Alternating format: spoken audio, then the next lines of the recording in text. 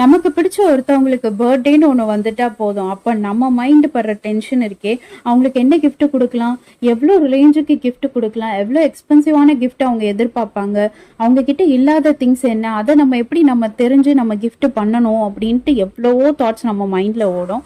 But நம்ம hand ஒர்க்காக ஏதாவது ஒரு கிராஃப்ட் பண்ணி அவங்களுக்கு அந்த லவ்வை ட்ரான்ஸ்ஃபர் பண்ணலாமே அப்படின்ற ஒரு தாட்டு மட்டும் நம்ம மரமண்டையில் ஓடாது.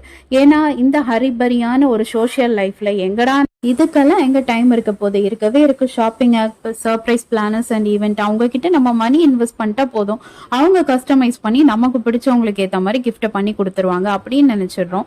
எக்ஸ்பென்சிவான கிஃப்ட் கொடுக்கறது மட்டும்தான் வந்து ஒரு ஷேரிங் ஆஃப் லவ் அப்படின்னு நினைச்சிட்டு இருக்கோம். பட் அதோட இம்பாக்ட் கிஃப்ட் வாங்கின அந்த ஒரு நாளைக்கு தான் இருக்க போகுது. இதுவே உங்க டைம் ஸ்பெண்ட் பண்ணி இது மாதிரி ஏதாவது ஒரு கிரியேட்டிவா அவங்களுக்கு லவ் கிஃப்ட் கொடுத்தீங்கன்னா அதோட எமோஷனல் இம்பாக்ட் லைஃப் லாங் அவங்களுக்கு மெமரபிளா இருக்கும்.